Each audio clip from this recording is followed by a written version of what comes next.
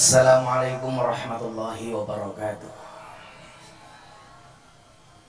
Alhamdulillahirabbil alamin wa kafa, salatu wassalamu ala sayyidina Muhammadin al-Mustafa wa ala alihi wa sahbihi ahli sidqi wal wafa.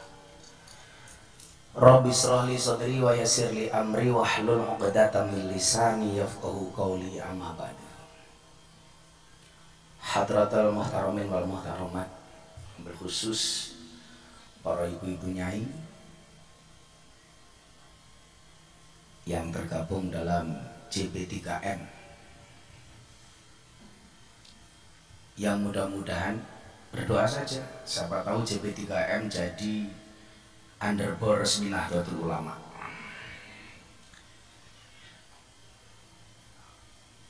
Para hadirin hadirat rahimakumullah, alhamdulillahirabbil alamin.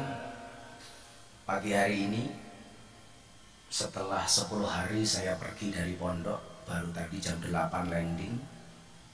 Jadwal saya istirahat karena besok pagi saya harus terbang ke Kalimantan Timur, ada acara di Ibu Kota Nusantara baru atas perintah Bapak Presiden. Jadi secara tidak langsung Anda ganggu jadwal istirahat saya. Tapi apapun itu, spirit itu perlu saya haturkan kepada Anda semuanya bahwa wa maladzatu illa ba'da ta'ab. Tidak ada kelezatan dan kenikmatan kecuali setelah bersusah payah. Maka kita ingat ijhad wala taksal fanadamah lima yatakasal. Bersungguh-sungguh dan jangan bermalas-malasan, karena penyesalan bagi orang-orang yang bermalas-malas. Sekian banyak guru saya mengajarkan bahwa syarat menjadi orang besar itu ternyata ada 3. Saya ingat betul dulu ibu-ibu, ketika saya babat alas, kebetulan yang punya tanah itu dulu seorang pendeta, karena memang kampung kita Katolik. Saat saya babat alas, kemudian saya berniat ngedeki cagak papat. Yang saya waktu itu, gambaran saya adalah punya gubuk cagaknya 4, 1 ruangan untuk ruang tamu sekaligus ngaji anak-anak, 1 ruangan saya sama bunda untuk ruang percetakan. Ya sederhana itu. Ketika kemudian saya diijazahi oleh para guru, kowe nggawe pondok. Dulu niat saya sebenarnya adalah pengen membuat sesederhana mungkin. Sampai kemudian guru saya mengatakan begini, "Le, kalau gara-gara tempat, atribut, pakaian yang kamu gunakan Islam dan dakwahmu dihinakan, maka menggunakan atribut pakaian yang bagus itu hukumnya wajib." Sama halnya hari ini ketika saya ada pengajian dengan teman-teman selebritis, kayak besok ini saya pulang dari Kalimantan tanggal 21 bikin acara sama gengnya Atta Halilintar. Itu kalau kemudian gara-gara atribut pakaian yang kita kenakan mereka nggak mau mendengarkan kita, maka menggunakan atribut mahal itu hukumnya wajib. Sehingga hari ini kalau saya ngaji dengan teman-teman selebritis, kenapa mereka manut sama saya? Karena kita nggak pernah punya kepentingan apapun. Sehingga nama-nama populer seperti Raffi Ahmad Nagita, Atta Aurel, atau bahkan kemarin yang sedang ramai Lesti Kejora Rizky Bilar. Cuman ibu-ibu, ini hikmah yang bisa kita ambil dari Lesti Bilar. Ibu-ibu tolong jangan terlalu kurus, gampang dibanting. Pelajarannya itu kira-kira itu. Karena kalau terlalu kurus gampang disenggiwing gitu.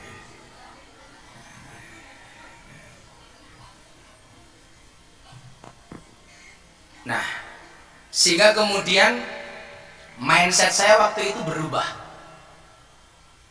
bahwa kemudian selama ini satu doa yang sering kita baca itu Rabbana atina fid dunya hasanah wa fil akhirati hasanah. Tapi yang selalu didoktrinkan kepada santri, rata-rata pemahaman wa fil akhirati hasanah. Padahal di satu ayat Allah mengatakan wabtaghi fima ataqallah daral akhirah wala tansa nasibaka minad dunya. Jangan melupakan dunia. Bahkan saya sering mendapati bagaimana kemudian dakwah itu menjadi setak dan bahkan gagal karena misdalil. Seumpamanya satu ketika saya di Kalicode dengan orang yang secara ekonomi mereka middle low atau bahkan kurang, cenderung minus. Tetapi seorang khatib dengan garangnya mengatakan, para hadirin, bersikaplah zuhud, tarkud dunya li ajlil akhirah. Tinggalkan dunia untuk mengejar akhirat. Saya mikir waktu itu, ini orang sudah miskin semua, makan kekurangan, minus, kenapa menggunakan dalil zuhud? Ini bagi saya misdalil, ibu-ibu, mbak-mbak. Contoh lain kemudian, kan seharusnya kalau kita ngomong zuhud, ya kalau saya kayak kemarin umpamanya tanggal 11 Oktober kemarin saya diminta untuk memberikan tausiah dan motivasi di acara Investor Daily Summit 2022 yang dihadiri sama presiden, para menteri, pengusaha-pengusaha, CEO, bahkan luar dan dalam dan luar negeri. Lah, kalau saya ngomong zuhud itu pas di momentum itu. Karena yang hadir orang-orang kaya, high class, kalangan-kalangan yang mungkin nggak punya uang, punyanya cek, nggak punya uang Islam, punyanya uang kafir, mungkin barangkali. Kalau saya ngomong zuhud itu pas. Tapi sebaliknya, kalau kita ngomong dengan komunitas pinggiran, kaum marginal, orang kekurangan, seharusnya bukan zuhud. Dan saya nggak sepakat kalau zuhud itu takut dunia li ajil akhirah. Pemahaman zuhud itu bagi saya adalah boleh punya dunia, tapi tidak boleh cinta dengan dunia. Itu zuhud. Nah, kalau berbicara dengan kawan-kawan kita di bawah yang kekurangan, cenderung minus, itu dalilnya bukan zuhud, tapi wiro. Bagaimana kemudian menjaga kehormatan diri untuk tidak menampakkan kesusahan kita di hadapan orang. Karena saya punya prinsip yang saya sampaikan ke podcastnya Mas Dedi ketika dia dibully gara-gara podcastnya Ragil LGBT. Waktu itu saya minta podcastnya untuk di take down, untuk dihapus. Karena saya bilang sama Dedi, Allah menciptakan manusia Adam dan Hawa, bukan Adam dan Ragil. Saat itu saya bilang, Mas, musibah itu mengecil bila dirahasiakan, membesar bila diomongkan, terurai bila diadukan kepada Allah, dan membesar jika diadukan kepada manusia. Makanya akhlaknya Nabi itu apa? Kalau senang beliau ngomong, kalau susah diam. Wa amma bi ni'mati rabbika fahaddits. Kalau Nabi Muhammad itu kalau senang ngomong, kalau susah diam. Lah, kita sebagai umatnya ternyata sebaliknya. Kalau senang diam, kalau susah ngomong. Wong ya tekoi. Ya melu guyu. Biasanya jilbabnya putih. Yang jilbabnya kuning insya Allah lebih parah. Sehingga kadang-kadang saya mikir begini, bahwa risalah yang dibawa oleh Nabi Muhammad, wa ma arsalnaka illa rahmatan lil alamin, risalahnya itu masih sama dan terjaga. Karena inna nahnu nazzalna dzikra wa inna lahu lahafidz. Ini risalah nggak mungkin berubah. Bahkan ada satu kasus di tafsir Al-Ibris, itu percetakannya salah, memberikan harokat cuma satu harokat, bukan satu ayat, satu harokat, bukan satu kalimat, hanya satu harokat. Saya lupa waktu itu, harusnya kasroh dibaca, harusnya fathah dibaca di harokati kasroh. Luar biasanya Allah menjaga risalah Al-Quran itu apa? Yang punya percetakan ini langsung bermimpi ketemu dengan Mbah Yai Bisri dan mengatakan, Le, percetakanmu salah. Makanya saya meyakini betul bahwa inna nahnu nazzalna dzikra wa inna lahu lahafidz itu betul-betul Al-Quran dijaga. Sehingga cuma salah satu harokat pun ketahuan. Apalagi satu huruf, hanya satu harokat pun ketahuan. Apalagi satu kalimat. Nah, persoalannya adalah ada degradasi pembawa risalah, Bapak Ibu, Mbak-mbak. Risalah saat itu, sang pembawa risalah itu Nabi Muhammad. Risalahnya Al-Quran. Artinya apa? Antara risalah dengan pembawa risalah ini imbang, derajatnya ini sama. Nabi Muhammad itu akhlaknya Al-Quran Dan Al-Quran itu gambaran Nabi Muhammad SAW. Sehingga kemudian apa? Dakwah begitu luar biasa. Yang menjadi persoalan kemudian adalah hari ini risalahnya tetap sama, tetapi pembawa risalahnya ini yang menurun, yang menurun. Ya orang-orang hanya sekelas Miftah dan lain sebagainya. Maka disitulah kemudian saya sering mengatakan, seharusnya kiai ulama itu pede, ibu-ibu, termasuk ibunya ini.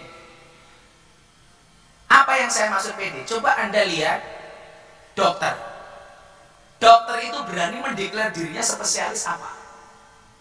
Dia spesialis jantung, ditulis di situ. Nama Dokter Budi spesialis jantung. Dokter THT spesialis THT. Dia berani deklar. Walaupun sebenarnya nggak jaminan bahwa dia THT itu dia normal. Saya punya teman di Jogja spesialis THT telinga hidung tenggorokan malah wongnya budak. Spesialis paru-paru, spesialis penyakit dalam dan lain sebagainya. Kenapa kita kiai bunyai tidak berani mendeklar? Anda ahli apa? Sehingga umat ketika mencari pembicara itu tahu saya mengundang kiai yang model jenis apa. Katakanlah di Indonesia kan banyak. Hebatnya Nahdlatul Ulama itu karena al-ulama alladzina hum warasatul anbiya, yang Nabi jumlahnya 124.000, yang tentunya warisannya ini beda-beda. Yang tidak bisa kemudian sama, atau bahasa yang keren hari ini adalah ojo dibanding-banding. Walaupun gara-gara ojo dibanding-bandingnya saya dibully katanya intervensi agamanya Farel Prayoga. Trending Twitter nomor 1. Nah, kiai seharusnya berani dong. Katakanlah kita kan sekian banyak pesantren yang di RMI saja itu sekitar 24.000 pesantren. Dari yang kelasnya Lirboyo 50.000 santri sampai kemudian yang kecil-kecil itu lebih dari 24.000. Tentunya ini banyak ulama dan kiai yang seharusnya apa? Berani mendeklir. Katakanlah Kiai Said Akhil Sirot, ahli tasawuf,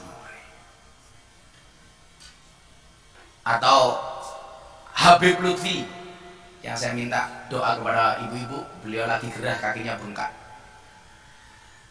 Yang kebetulan Mamah Salmah garwanya beliau itu satu nasab dengan saya. Jadi harus berani. Ahli sufi Habib Lutfi, ahli Quran Gus Baha, Gus Koyom ahli kitab kuning, Gus Miftah ahli maksiat. Itu harus berani mendeklar. Sehingga kemudian apa? Umat ini akan mendapatkan solusi dari masalah yang mereka hadapi. Nah, salah satu kritik saya terhadap pembawa risalah ini adalah sering orang itu misdalil. Coba sebelum saya lanjutkan ibu-ibu dijawab. Al-Jannatu tata agdamil ummahati itu dalilnya ibu apa dalilnya anak? Rata-rata jawabannya dalilnya anak. Kalau saya melihat, ini pernah saya bahas di podcast. Al-Jannatu tata agdamil ummahat itu tergantung perspektif. Kalau posisi kita sebagai anak, dalil itu bisa dipahami sebagai dalilnya anak. Tapi ketika posisi kita sebagai ibu, tolong pahami itu dalilnya seorang ibu. Perspektif seorang anak jelas, surganya anak tergantung hormat dan taatnya kepada ibu. Tapi ketika posisimu sebagai ibu, surganya anak tergantung kelakuan seorang ibu. Karena faktanya hari ini banyak kelakuan ibu yang tidak mensurgakan anak-anaknya. Anak yang seharusnya mendapatkan asupan ASI 2 tahun, wal walidatu yurdina auladahunna haulaini kamilaini liman aroda ayyutimar rodoah. Tapi faktanya baru 3 bulan anak sudah diganti susu kaleng, susu sapi, dengan sekian banyak alasan. Kudu nyusoni malah ditinggal senam, ditinggal goes, arisan. Sehingga anak ini nyuwun sewu, dia tidak mendapatkan haknya yang seharusnya mendapatkan ASI 2 tahun, dia nggak dapat. Artinya apa? Kelakuan seorang ibu itu tidak mensurgakan anak. Nah, sama halnya ketika tadi kita berbicara soal ekonomi umpamanya. Saya itu paling benci mendengar pujian di langgar masjid-masjid di kampung-kampung itu. Kalau nggak salah bunyinya begini: rugi dunya ora dadi apa-apa, rugi akhirat bakal cilaka. Bener ada seperti itu ya? Siapa bilang rugi dunya nggak dadi apa-apa? Kalau rugi donya, yo ora iso gawe acara JP3M, Bu. Ya kan begitu tuh, pemahamannya gitu. Nah, maka kemarin pas haulnya Mas Said Ploso, saya sama Gus Kausar hari kedua terakhir haul itu saya disowankan ke Yai Dah, yang kebetulan dulu sebenarnya saya begitu dekat dengan Yai Din almarhum yang kena COVID. Bahkan beliau sebelum meninggal itu saya dikasih hadiah sarung. Saya itu banyak dapat hadiah dari kiai-kiai sepuh.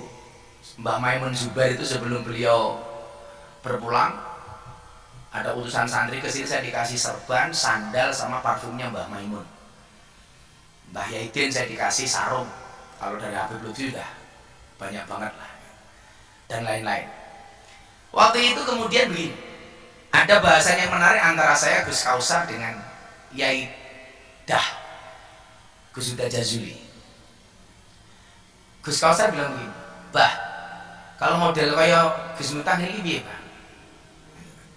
Jadi kiai kesannya jauh dari kesederhanaan dan lain sebagainya. Saya pikir saya mau dimarahi sama Yai Dah. Beliau kemudian jawabannya apa? Wong NU ki kudu ana sing wani kaya Miftah. Sehingga kemudian apa?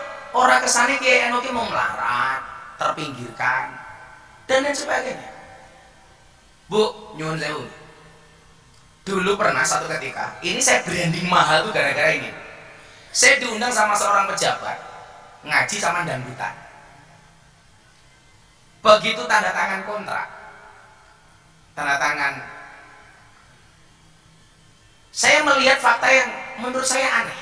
Penyanyi dangdut yang hanya nyanyi 5 lagu waktu itu, dia dibayar 150 juta, 5 lagu dong, padahal membuka diri jos. Ketika saya kemudian ketemu, saya dikasih separuhnya. Uang saya kembalikan, Pak pejabat saya kembalikan, nggak usah dikasih saya. Dia kaget. Kemudian bertanya sama saya, kenapa Gus dikembalikan? Bapak ini nggak fair sebagai pejabat. Penyanyi dangdut yang hanya nyanyi 5 lagu, Anda hargai 150 juta. Ustadz, dai, kiai, Anda hargai separuhnya. Kalau begini caranya Pak, nyuwun sewu. Anak-anak Indonesia cita-citanya nggak pengen jadi kiai, Pak. Semuanya pengen jadi artis dangdut. Loh, harus ada yang berani, Bu. Walaupun kemudian di kalangan kolot saya akan diserang, tapi harus ada keberanian. Toh kemudian kalau kita baca kitab taklim apa? Ra'aitu ahaqul haq haqul mu'allim. Kenapa kita takut? Harus ada berani yang revolusioner. Kemudian beliau mengatakan apa itu? Orang apa-apa, kudu ana sing kaya Miftah. Memang akan ada pihak-pihak yang tidak senang dengan perilaku seperti itu. Walaupun yang nyuwun sewu, kalau di pedalaman kayak saya harus berangkat ke Atambua, Manowari, kayak saya kemarin dari Timur Tengah Selatan ini kemarin saya pakai, ini yang saya pakai semuanya pemberian dari daerah. Ini dari Timur Tengah Selatan, ini dari Riau, dari semua pemberian daerah itu yang tidak berani saya pakai cuma satu, pemberian dari Papua, Koteka. Ngeri sekali nanti kalau saya pakai. Sehingga kemudian apa? Ketika saya masuk ke sekian daerah di Indonesia, anak-anak kecil usia 7-8 tahun hari ini, nah cita-citamu pengen jadi apa? Kiai keren kayak Gus Miftah. Bahwa mindset itu harus kita berani dobrak. Sehingga kesannya apa? Ya mohon maaf, hari ini kita melihat kiai-kiai NU itu rebutan ikan yang sama di kolam yang sama. Ya kalau ikannya ini besar mending cetul, teri, wader.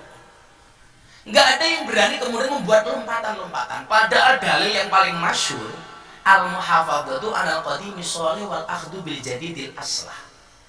Bahwa yang qadim ini harus kita muhafadzah, kita jaga, yang soleh iya. Tapi bahwa yang baru ini harus kita adopsi iya.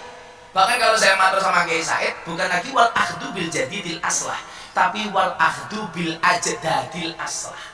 Yang lebih baru lagi. Sehingga apa? Kesannya NU ini tidak pinggiran gitu. Sehingga hari ini Anda jangan kaget kalau kemudian dulu layar-layar TV, acara-acara infotainment seperti Hot Celebrity, Selebrita, Hot Silet dan lain sebagainya itu, silet itu dulu isinya orang-orang kelompok mereka, Bu. Sekarang isinya orang-orang kayak kita. Sehingga kejadian viral itu pasti tanya ke kita. Karena ada keberanian. Maka ketika Habib Lutfi waktu itu awal pandemi bilang, saya ada banyak sekian tawaran televisi, saya menolak. Beliau mengatakan begini dawuhnya sama saya, "Lek, kalau semua orang NU nggak mau tampil di televisi, ya wajar saja kalau artis kalangan menengah ke atas tidak pernah dikuasai oleh orang NU." Maka saya itu kemudian saya buat acara di Trans 7 pagi hari setengah 7, kemudian di iNews itu ngobrol bareng Gus Miftah. Ini besok saya punya acara pengen memperkenalkan dakwah ala Ahlus Sunnah dengan berita satu yang sekarang jadi BTV yang kemarin launchingnya saya ceramah di hadapan presiden itu, jalan dakwah Gus Miftah ala Ahlus Sunnah. Saya jadi besok kalau pengajian di daerah-daerah puluhan ribu orang itu saya bawa kamera sendiri dengan tim TV, pengen memperkenalkan asiknya dakwah Ahlus Sunnah. Nah, berita bagusnya adalah bahwa kesempatan untuk menjadi dai di kalangan selebriti itu sangat terbuka. Persoalannya adalah bukan masalah bisa nggak bisa, tapi mau atau tidak. Padahal apa? Idza sodaqal asmu wa tuhas. Jadi kalau bahasa saya lebih revolusioner lagi, idza sodaqal asmu wa tuhas subul. Kalau ada niat pasti ada banyak jalan. Where there is will, there is way, itu salah. Where there is will, there are ways. Jalannya lebih banyak. Harus ada ikon yang berani untuk itu. Di saat semua orang hanya rebutan ikan di kolam yang sama, saya lompat. Sehingga kemudian yang terjadi apa? Persis yang disampaikan oleh Maulana Al-Habib Lutfi tahun 2000 sekian ketika saya baru pertama kali dekat dengan beliau. Inilah hebatnya wali. Saya itu sejak miskin gak punya apa-apa, Habib Lutfi pertama kali ketemu saya, beliau manggil saya juragan. Saya hanya sekedar pengen salam tempel 50.000 utang waktu itu. Tapi begitu lihat saya, beliau langsung juragane teko sampai hari ini. Sampai hari ini. Wallah, saya itu mau ngamplopi 50.000 saja utang. Waktu anak saya usia 2 tahun, 1,5 tahun, 2 tahun, banter-banterin nyusu itu saya nggak kuat beli susu untuk anak saya. Sampai akhirnya tiap malam saya harus rebutan susu sama anak saya itu. Beliau sudah manggil saya juragan. Makanya kemarin kenapa saya tersinggung banget salah satu ketua umum partai yang mengatakan salam tempel ke kiai itu awal mula korupsi gitu. Akhirnya saya hajar habis di media sosial itu. Karena bagi saya ini orang nggak ngerti tabarukan. Waktu itu beliau bilang begini sama saya. Beliau duduk, saya pijiti sukunya, kakinya di kamar beliau. Lihat akan dari dia bawa jauh. Kowe esuk bakal nemoni hasute kiai kuwi luwih gedhe tinimbang hasute santri. Saya mikir waktu itu, mosok sih gitu. Iling-ilingan. Hasute kiai kuwi kadang-kadang luwih gedhe tinimbang hasute santri. Dan ternyata benar. Ketika kemudian saya mulai ngerintis ora aji waktu itu, justru diajar oleh kawan-kawan sendiri. Malah Miftah ki sapa. Saya waktu itu pakai seragam Banser saja dipermasalahkan. Padahal Banser kota itu kalau ada acara yang donasinya saya, donatur terbesarnya saya. Saya hanya sekedar pakai seragam Banser dipermasalahkan. Nasab ini sob. Dari dulu saya paling nggak suka ngomong nasab, karena saya ingat betul wasarul alamina daul humuli idza fakhrtahum dzakarul jududa. Jadi generasi yang paling jelek itu adalah generasi yang ketika ada orang hebat dia mengatakan mbahku dulu lebih hebat daripada ini. Sementara ketika dia ngomong dia bukan siapa-siapa. Kemarin Gus-Gus kesini pas ulang tahun pondok 180 Gus Daning itu kemarin saya bilang harusnya kita malu ngomongin mbah kita hebat sementara kita bukan siapa-siapa. Saya bilang sama istri saya, dulu saya mau dipek mantu sama kiai besar saya nggak mau. Waktu itu saya cuma mikir begini, kalau saya jadi menantunya kiai besar, kalau saya jadi besar orang kan mengatakan Miftah kayak dia lumrah gede, wong morotuane gede. Tapi kalau saya nggak bisa besar, bu nyuwun sewu, alah Mif, mungkin di morotua gede kok raiso gede. Jadi saya gede ya dileke, saya cilik ya dileke. Mana saya bilang, kamu tak boleh morotua sih biasa-biasa lah, bila perlu gampang tak hapusin, gitu loh. Dan alhamdulillah kabul, tak hapusin, tak morotua aku. Saya bilang, Pak morotua, apa boleh? Mbah saya itu 7 turunan, kaya 7 turunan, subhanallah. Persoalannya Pak, saya keturunan nomor 8. Nah iya, sentek-entekan ibunya itu. Nah, sehingga kemudian apa? Banyak gus-gus dan itu terjebak zona nyaman. Karena mentang-mentang bapak mbahnya gede, dia aku mbah wong gede. Padahal bukan jaminan. Ini menjadi persoalan bagi saya.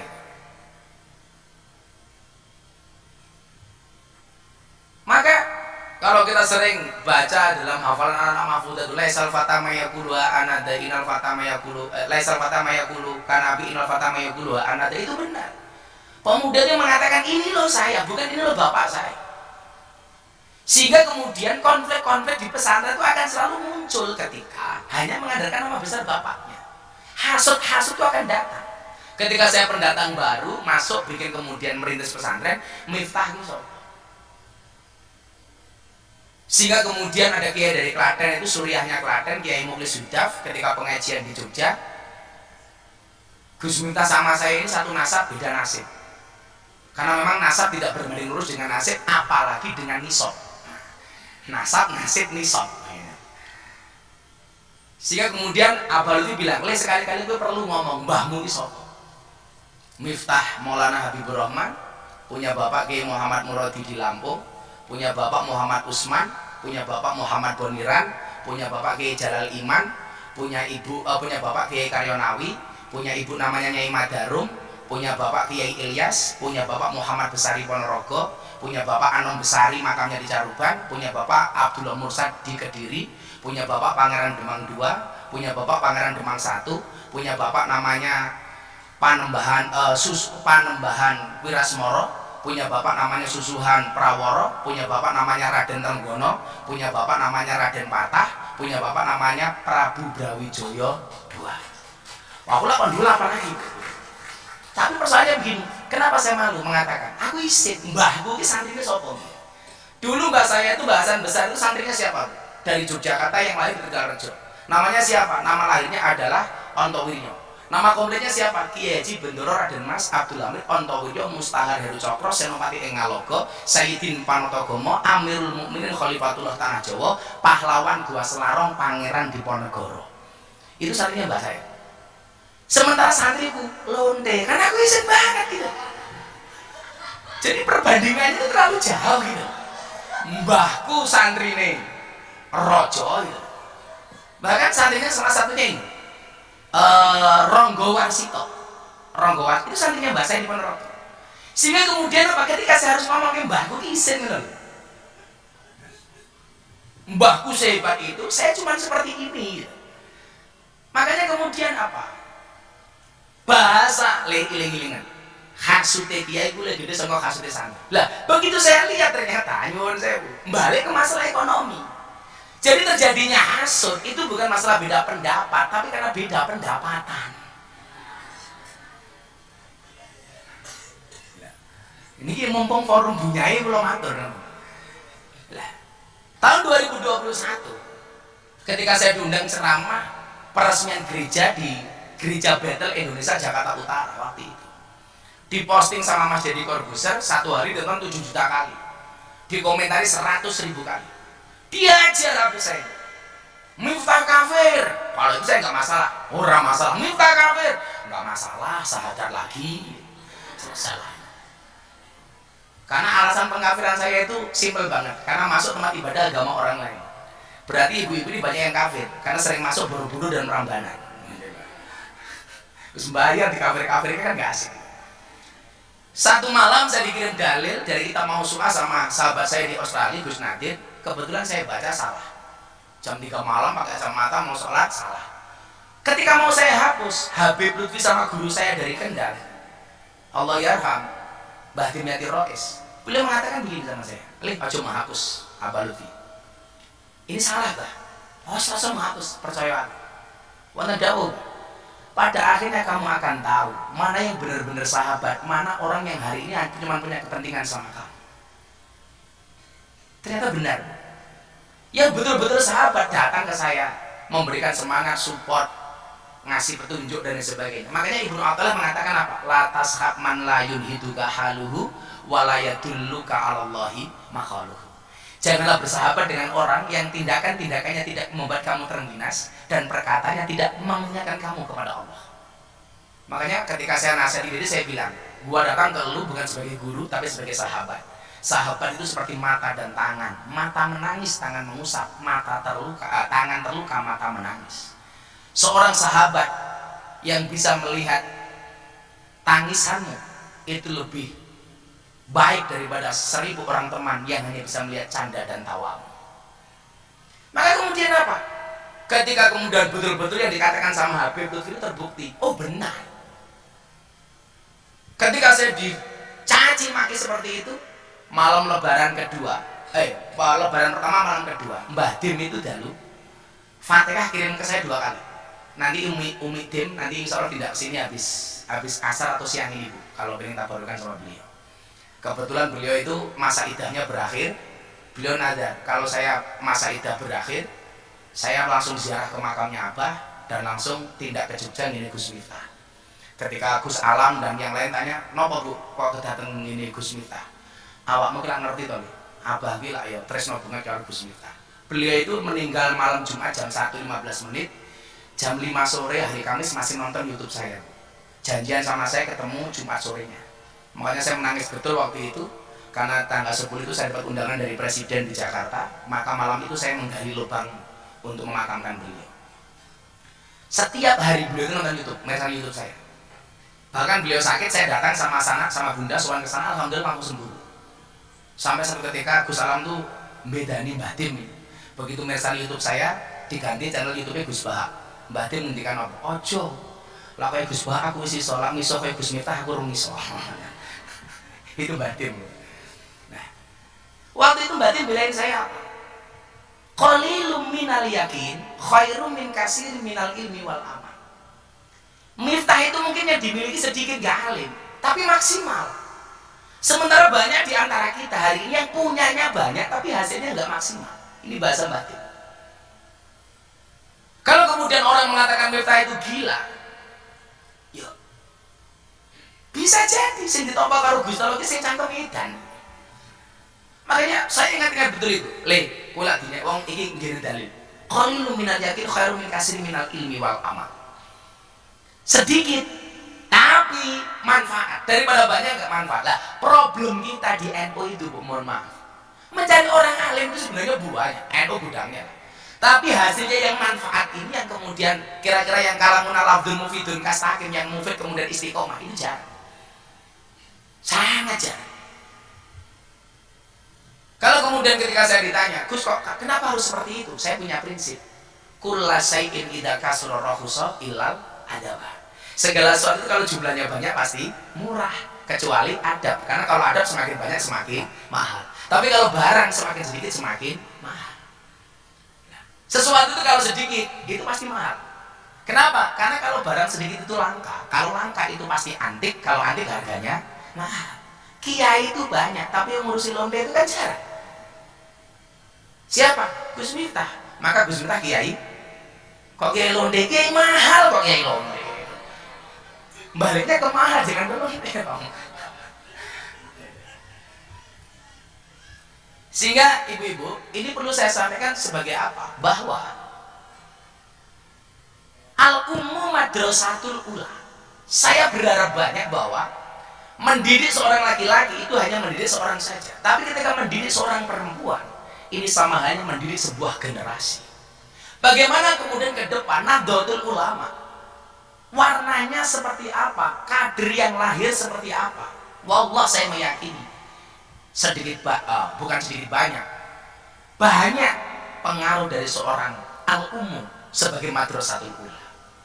Sehingga saya berharap betul dengan JP3M ini. Makanya ketika bunda matur sama saya, Beb, ya kadang-kadang dia manggil saya Beb, Bu. Saya manggil beliau juga kadang saya tahu nih rojim, Bebek. Saya itu mungkin orang yang tidak pernah serius sama istri, karena saya menyadari bahwa quality time saya dengan istri sama anak itu sangat jarang. Baru pulang sehari, berangkat lagi 10 hari, 2 minggu dan seterusnya gitu. Makanya mengguyon Pak, sama istri itu guyon Pak. Saya pulang malam, istri tidur kok ngiler golek ember kadhe cangkeme. Ngiler bun.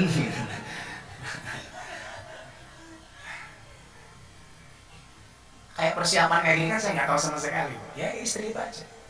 Ya tahu-tahu uang saya di laci kurang gitu aja. Tapi enggak, saya bersaksi atas nama Allah. Bunda itu serupiah pun nggak berani ngambil uang saya. Nggak akan berani, kecuali yang sudah menjadi haknya. Kalau saya naruh uang, nggak mungkin. Nemu uang 100.000 di saku saya pun pasti matur dulu, kalau nggak berani. Beliau nggak tahu, saya punya uang berapa dia nggak tahu. Di rekening saya ada berapa dia nggak tahu. Kalau saya nggak mau, saya dapat transferan dari mana atau saya membantu pondok mana, dia nggak pernah tahu. Itu luar biasanya Bunda. Makanya yang meracuni agak ngerti dunia lah JP3M apa aja itu. Sebelumnya nggak ngerti sama sekali. Nggak tahu itu. Buat pacul kini malu buru hilang gitu bu. Orang ngerti nggak gelas ya. Makanya kemarin pas foto-foto sama ibu-ibu JP3M belah izin rapat, wah diracuni ya. Hati-hati pun suul khuluqi yukti. Akhlak yang jelek itu menular. Oh baik ya bu ya. Jadi saya pengen dari JP3M ini kemudian pada akhirnya apa? Salah satunya memberikan motivasi ke depan bahwa generasi NU itu sangat-sangat dibutuhkan hari ini di tingkat nasional. Saya kadang-kadang miris ya, orang yang masyhur di NU di kalangan grassroots itu tidak dikenal sama sekali di kalangan atas. Sehingga ketika ada wartawan, Gus mau cari rujukan nih, tak kasih nama Ustadz satu. Siapa ya Gus? Ini jadi persoalan.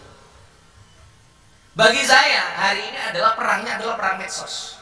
Kelompok-kelompok minhum itu sebenarnya minoritas tapi speak up, berani ngomong. Sementara kita mayoritas tapi silent, diam. Sehingga kemudian apa yang nampak di media mereka. Jihad yang paling nyata hari ini adalah jihad di medsos. Satu peluru polisi hanya bisa nembak satu kepala. Bahkan kadang-kadang nembak 6 kali nggak kena tembok. Langsung nyambung ibu-ibu ini. Coba kalau Anda lihat postingan, satu postingan bisa nembak jutaan kepala. Kayak klarifikasi saya kemarin soal Farel Prayoga tentang intervensi agama. Saya posting di TikTok, dalam waktu 3 hari ditonton 4,9 juta. Belum di medsos yang lain. Kayak ceramah saya kemarin 8 menit di hadapan presiden, itu diamplifikasi sekian banyak channel Instagram, TikTok, FYP seperti itu, mengalahkan begitu sulit. Itu apa itu? Hampir ketemu gitu. Tapi ya mau nggak mau.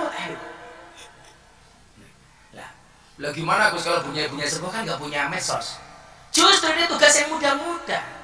Gus Bah itu nggak kagungan medsos, tapi pintarnya Gus Yasin membuat santri gayeng yang merekod semua aktivitas Gus Bah, sehingga bisa tersampaikan value dan message-nya kepada masyarakat. Lah ini tugas pondok-pondok pesantren yang punya bunyai sepuh, tidak kagungan medsos, ini yang muda-muda dong. Ketika bunyai ngaji hikam, ngaji bidayah, direkod, diamplifikasi sama yang muda-muda. Jangan paksa bunyai 70 tahun punya TikTok, kan ya nggak lucu. Nanti malah goyang pargoy, wah lah ya cilokon. Iya, yang adik-adik yang santri-santri kenapa nggak kita lakukan? Maksud saya seperti itu. Nah, kemudian yang selanjutnya adalah kenapa Bu saya dikasih presiden itu untuk membuat orasi kebangsaan? Ini saya muter seluruh Indonesia. Ini cuma alasan saja pas kemudian saya pulang, sekaligus saya memperkenalkan program orasi saya ke ibu. Jadi begitu besarnya pengaruh medsos yang dikuasai sama kelompok mereka. Kemudian waktu itu apa? Yang membuat saya miris adalah pas saya kemarin haji sama kebetulan ketemu Bu Khofifah, ketua muslimah di Mina, di Arafah ketika mau wukuf. Saya mendapatkan satu kenyataan yang sangat mengerikan bagi saya. 37% pelajar dan mahasiswa di Jawa Timur terpapar paham radikalisme dan intoleransi. Ini Jawa Timur loh, gudangnya NU. Saya mikir waktu itu, kok wow sekali. Kalau Jawa Barat saya nggak heran, atau kalau di Sumatera seperti Sumatera Barat saya nggak heran. atau di Banten. Walaupun kemarin saya mematahkan mitos itu. Di Banten lama itu Bu, katanya kalau pengajian orang NU nggak bisa lebih, mendatangkan 1.000-2.000 orang. Saya kemarin lebih dari 10.000 orang di Banten lama itu, di kerajaan Sultan Hasanuddin. Kemudian apa waktu itu? Sebelum haji saya ketemu Presiden Gus, amplifikasi kajian kebangsaan Gus Miftah. Maka kemudian saya melahirkan namanya gerakan moderasi. Moderasi beragama dan berbangsa yang happy dan menyenangkan. Nah, bagi saya kemudian kalau kita pengen menang melawan kelompok mereka, kelompok-kelompok anti merah putih, anti NKRI dan lain sebagainya, yang pertama kita lakukan adalah kita sendiri, orang-orang seperti kita harus kompak. Makanya Muhammad Hasan Haji dalam Jurumiyah mengatakan apa? Fa'amad dommatu fatakunu alamatan lirraf'i. Kalau kita mau rofa, kalau mau luhur, syaratnya cuma satu, dommah, bersatu. Yang terjadi hari ini kan tidak. Kemudian dilanjutkan wa amal kasratu fatakunu alamatan lil khafdi. Kalau kita berpecah belah gak bisa kompak, kasroh, ya khafdi gitu. Kita gak bisa jadi besar. Makanya hari ini saya minta, habis acara ini, wal ismu minhu mu'rabun wa mabniyun. Kita tinggal pilih, Anda mau pilih jadi mu'rab atau mabni. Anda mau jadi orang yang dinamis atau statis. Mu'rab itu dinamis, mabni itu statis. Mu'rab itu pemain, mabni itu penonton. Mu'rab itu problem solver, mabni itu troublemaker. Saya itu berusaha bagaimana kemudian merasionalisasikan setiap ajaran Islam sehingga banyak orang-orang yang rasional itu ingin belajar Islam. Saya dari sekian puluh sekian ratus yang masuk Islam melalui kita itu di pondok, itu rata-rata kan mereka bukan kenal Islam. Kayak dulu orang Australia ke sini datang dari Canberra, I will to be a Muslim. Saya tanya, do you know about Islam? I don't know. What is the meaning of Islam? What is Islam? I don't know. Kemudian saya tanya lagi, terus, why you will to be a Muslim if you don't know about Islam? Kenapa Anda ingin jadi orang Islam kalau Anda tidak tahu Islam? Jawaban dia apa? I don't know about Islam. I will to be Muslim. Kenapa? Because your Islam is enjoy, relax and happy. Karena saya bilang Islamnya Gus Miftah itu asik, enjoy dan menyenangkan. Kayak DJ kayak di Butterfly yang dari Thailand, yang suka makan macam-macam mentah-mentah itu. Itu dulu ketemu saya pertama kali pas saya ngaji di Bose Bali di klub malam itu. Naudzubillah min dzalik, Bu. Kalau nge-DJ perform itu hanya sempakan dan kotangan tok. Untungnya sampai kacamata hitam gitu loh. Jadi pas ngelirik gak kelihatan lah. Dia pengen masuk Islam ya karena merasa Islam kita itu asik. Termasuk merasionalisasikan apa yang menjadi ajaran Islam Mas Dedi dan teman-teman yang lain. Nah, maka syaratnya adalah bahwa kalau kita pengen besar dan mengalahkan mereka harus dommah. Kita harus menjadi orang-orang yang dinamis. Apalagi hari ini kita hidup di era 5.0. Era yang ditandai dengan begitu dominannya orang dengan teknologi. Yang di situ mensyaratkan kita menguasai 4 hal. Yang pertama adalah 4C, creativity, critical thinking, kemudian communication dan collaboration. Lah, saya harap kolaborasinya ini yang saya maknai sebagai afdolul amali bil jamaah. Kolaborasi dan integrasi. Karena sejarah mencatat bagaimana kemudian Islam itu bisa besar karena kita kompak. Masjid Demak itu merupakan proyek dari Kanjeng Sunan Kalijogo. Kalau seandainya masjid itu, Pak Bu, dibuat sendiri oleh Kanjeng Sunan Kalijogo, wah jadi wali. Tapi faktanya beliau melibatkan semua wali. Sehingga Sunan Bonang urun Cagak, Sunan Gunung Jati urun Cagak, yang urun Cagak itu Sunan Bonang, Sunan Gunung Jati, Sunan Kalijogo, sama Sunan Ampel, urun Cagak. Apa yang kemudian pesan yang pengen disampaikan oleh Kalijogo? Bersatu, domba. Saya bikin masjid sendiri bisa, tapi semuanya saya libatkan.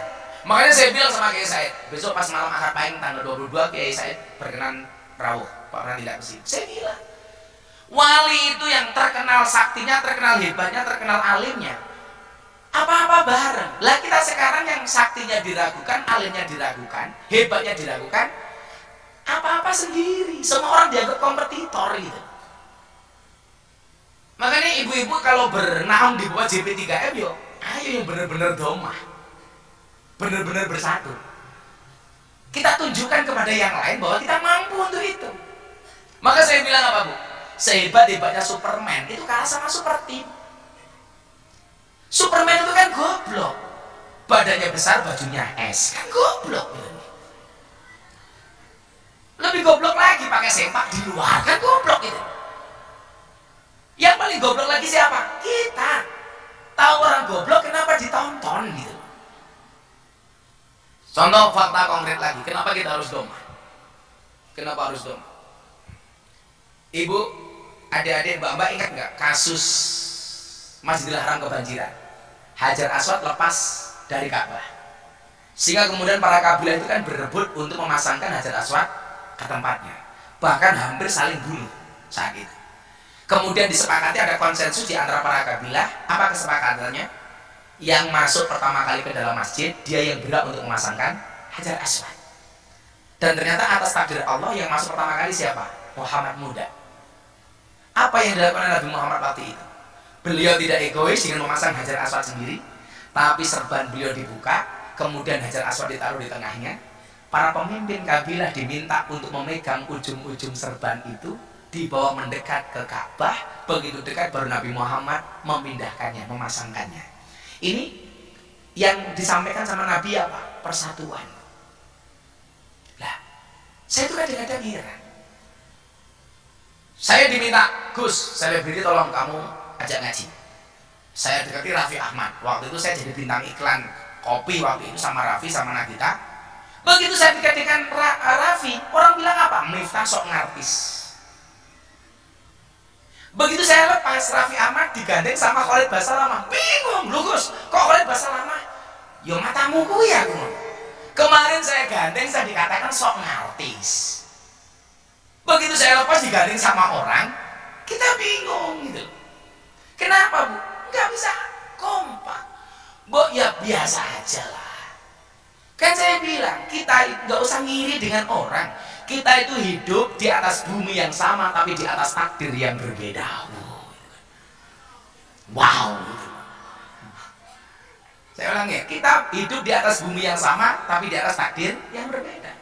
Dan Anda nggak usah kemudian takut disaingi, santai saja. Strategi bisa dikopi, rezeki nggak bisa dipastel. Ya gitu, marah-marah gitu. Kenapa kita takut?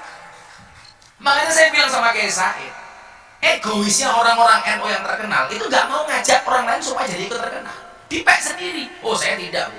Makanya kenapa saya ingin membuat Akademi Kebangsaan Gus Miftah, menduplikasi gaya dakwah Gus Miftah, supaya banyak orang-orang yang lahir lebih hebat daripada Miftah. Saya baru ngurus sertifikasinya di kementerian. Akan saya kumpulkan kader-kader terbaik dari Nahdlatul Ulama di sini, kemudian kita didik. Makanya dulu saya marah betul sama Jawa Pos ketika viral di klub malam ada tulisan di Jawa Pos bunyinya begini, dulu Gus Mit, sekarang Gus Miftah. Saya protes keras. Kenapa? Gus Mit itu wali, one and only. Apa yang beliau miliki itu given, pemberian. Sementara yang saya lakukan ini bisa diamplifikasi dan diduplikasi asal punya keberanian, kemauan, tidak hanya kemauan, kemampuan dan keberanian. Makanya di awal itu saya bilang, ternyata menurut kiai-kiai besar, pengen jadi orang besar ini terutama untuk adik-adik yang di belakang. Syaratnya ada 3 dong. Iso wani wadai gede. Iso wani wadai gede. Iso itu terkait dengan keilmuan. Makanya ingat, fasadun kabirun alimun mutahatikun wa akbaru minhu jahilun mutanasikun. Lah dukun-dukun itu kemarin marah sama saya gara-gara itu. Gara-gara saya tanya, dukun itu yang pintar keblinger apa goblok menyesatkan? Dukun itu nyuwun sewu, pintar yang keblinger apa goblok yang menyesatkan? Apa baina rumah? Nah, marah mereka. Akhirnya saya dilaporkan ke Polres Jakarta Selatan atas dugaan penistaan dukun. Penistaan dukun bunyi. Gara-gara Atta tanya, Gus, kenapa dukun itu dipanggil paranormal? Iya Mas, Atta itu paranormal karena yang datang orang abnormal, saya bilang. Kenapa dukun dipanggil orang pintar? Karena yang datang orang bodoh. Lah, saya bilang kalau memang dukun itu pintar dan bisa, seharusnya dukun itu istrinya paling cantik. Kenapa? Karena dukun jual pelet dan pengasihan. Tapi buktinya banyak dukun yang istrinya merongos. Lah, kalimat itu yang saya kemudian dilaporkan ke dukun, ke polisi, gara-gara saya dianggap menghina istrinya dukun. Mas. Ya sekarang kalau pengen punya istri cantik kayak Bu Nyai, nggak usah ke dukun. Kamu pengen punya istri yang good looking, harus berangkat dari good rekening. Lah itu saja. Nggak ada istilah cewek matre, yang ada cowok kere lah ada. Karena ada undang-undangnya, di balik wajah istri yang glowing ada suami yang golong komeng.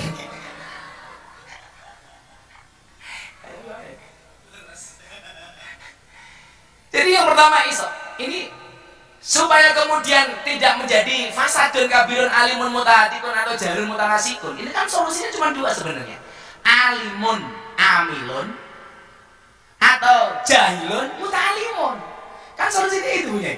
Kalau kita tidak mau menjadi alimun yang mutahatikun, solusinya adalah alimun amilun. Kalau kita tidak mau dikatakan jahilun mutanasikun, solusinya ya jahilun mutalimun. Makanya kun aliman au muta'aliman au mustami'an au muhibban wala takun khamisan. Kan solusinya itu gitu. Makanya ini keren acara Bazul Masail ibu-ibu JP3M ini.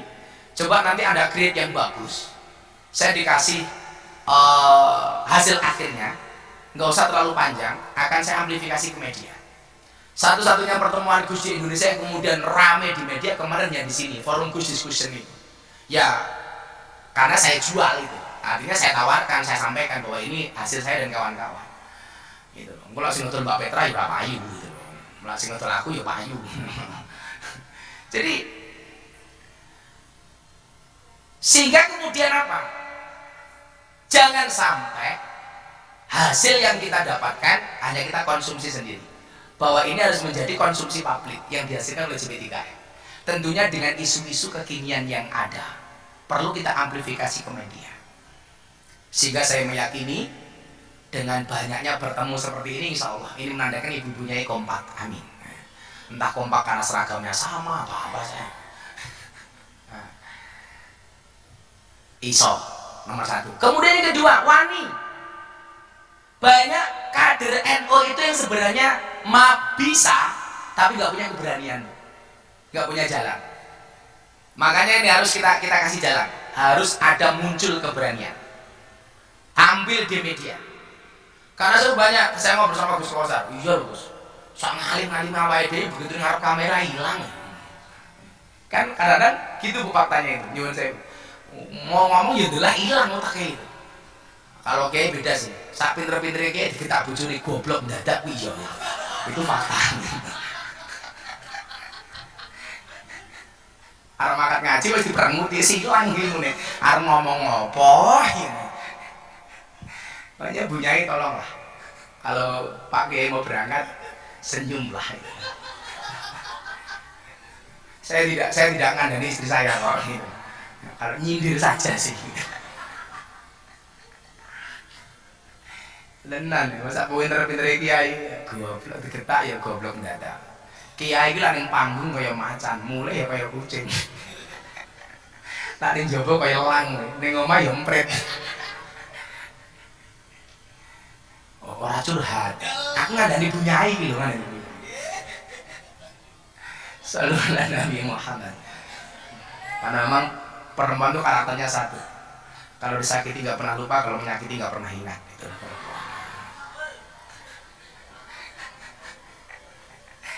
Tapi itu Bu Nyai yang di sana ya Bu ya. Yang di sini insya Allah podo. Ya Allah. Harus ada keberanian. Makanya saya minta hasilnya tolong sampaikan ke saya. Tak amplifikasi ke media. Kemudian yang ketiga ada apa? Wadai gede. Ini yang repot. Wadai gede itu lebih kepada bukan otak kesi gede, bukan telik gede, bukan. Apa ya? Cara nerangke gampang ini wadai gede itu. Kapasitasnya Bu ya. Kenapa bunyi? Jadi harus punya mindset yang besar, kapasitas yang besar, RAM-nya ini harus besar. Lah, cara jadi besar bagaimana? Nyuwun sewu. Jangan gampang baperan. Wes, itu saja. Jangan gampang baperan. Kita itu kan kadang-kadang organisasi menjadi bubar, menjadi tidak kompak itu gara-gara baper. Temennya nulis status WA tersinggung, ya Allah gitu. Wongnya ya tak kok gitu. Ya main guyu gitu. Kalau ada teman kita yang posting status, hati kamu tersinggung. Kamu tersinggung, bukan postingannya yang salah, tapi hatimu yang bermasalah. Kita tuh kebaperan banget. Wah, kayak ngerasanya aku kayak ini. Gegek. Itu gak asik banget. Makanya kalau pengen jadi orang besar, ya jangan baperan. Kalau saya itu mau baperan, bos mati kayak ini. Saya dibully, mungkin kan ibu tahu lah. Kader NU yang paling sering dibully di medsos siapa? Saya.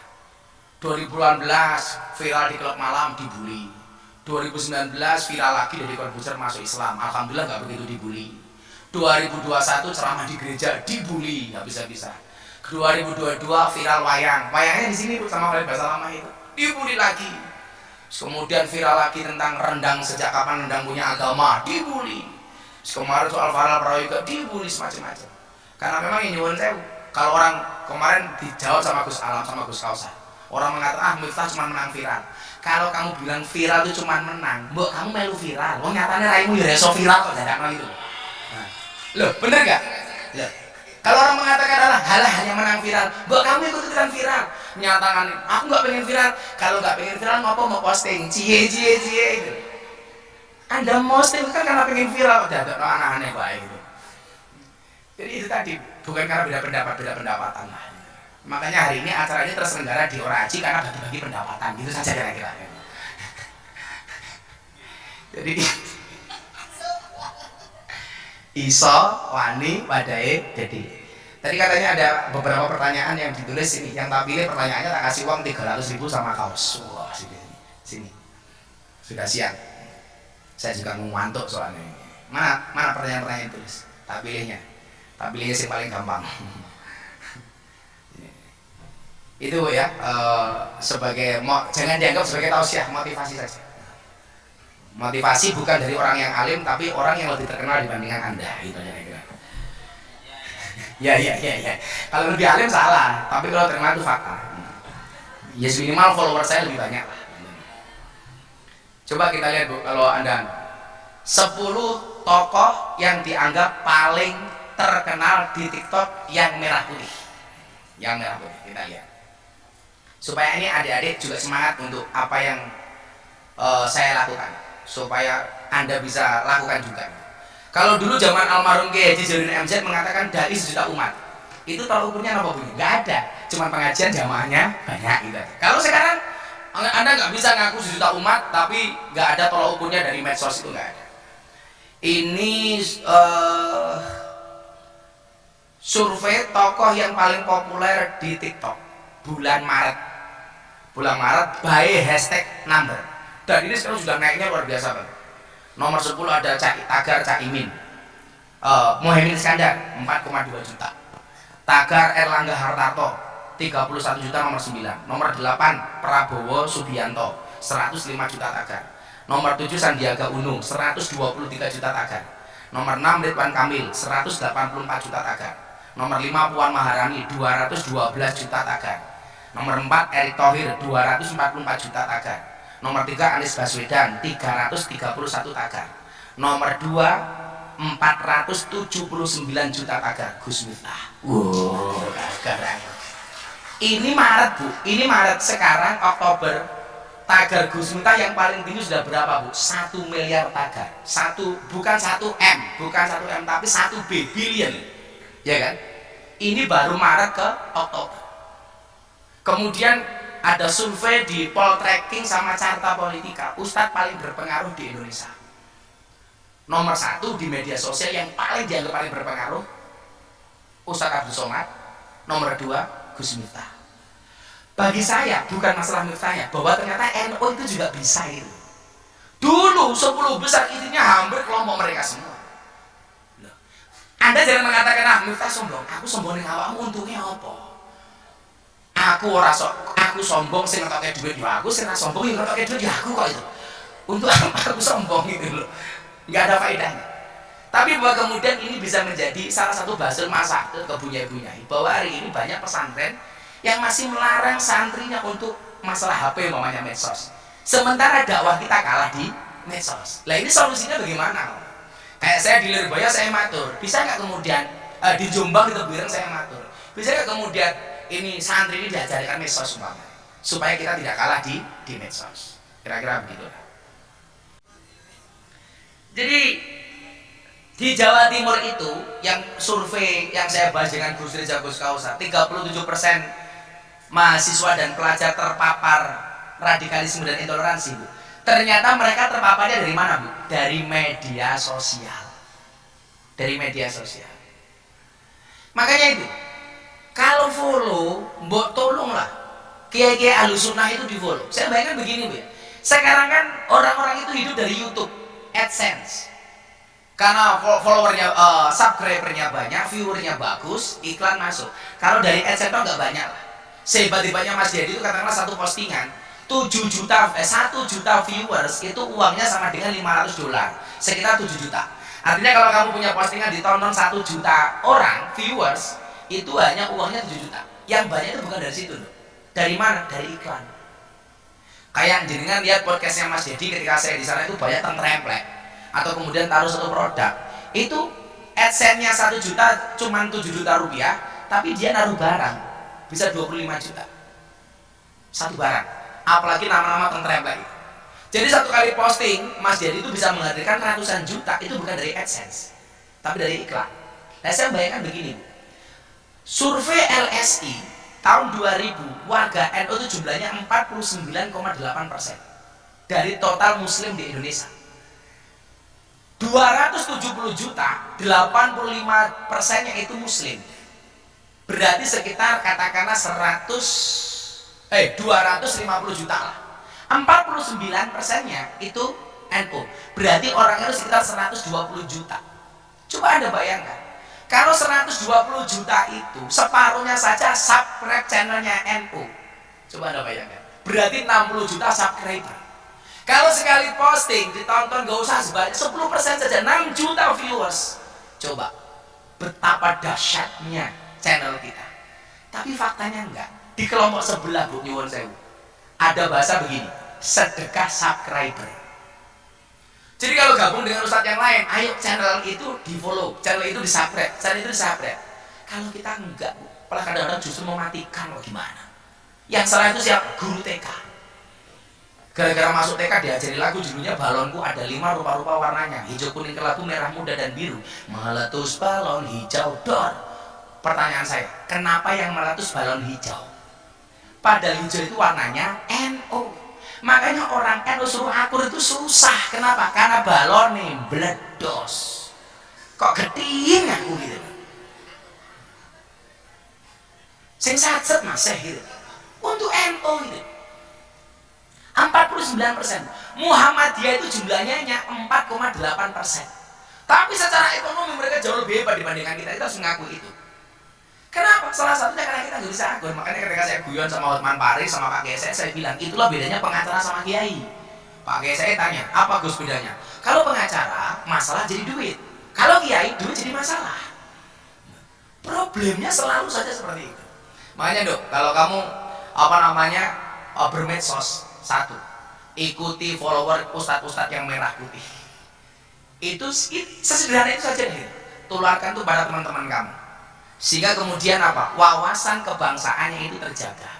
Jangan ikut ustadz yang mengatakan hormat merah putih itu haram, Pancasila diganti dengan ideologi yang lain, haram pajak, sambian wawasanmu. Kira-kira seperti itu. Sudah jam 12, selesai ya? Mungkin seperti itu, Bunyai dan para santri yang saya muliakan. Apapun itu, bahwa kita harus yakin bahwa bila kamu yakin akan ada pelangi setelah hujan, maka kamu harus yakin akan ada kebahagiaan setelah perjuangan. Dan selalu saya bilang, orang yang niat belajar dimanapun dia akan mendapatkan pelajaran. Tapi orang yang tidak niat belajar, sedang belajar pun dia tidak akan pernah mendapatkan pelajaran. Bukan di mana kamu mondok, tapi bagaimana kamu mondok. Banyak pemimpin besar yang berangkat dari tempat-tempat kecil. Makanya jangan insecure ketika pondok kamu dianggap kecil. Bukan masalah di mana kamu belajarnya, tapi bagaimana kemudian kamu belajar. Dan terakhir, saya selalu sampaikan, kenapa kaca mobil bagian depan itu selalu lebih besar dibandingkan kaca spion? Jawabannya adalah karena masa depan kita jauh lebih besar dibandingkan masa lalu kita. Maka melupakan Allah itu dosa, melupakan orang tua itu durhaka, melupakan CP3M mana bisa. Terima kasih. Assalamualaikum warahmatullahi wabarakatuh.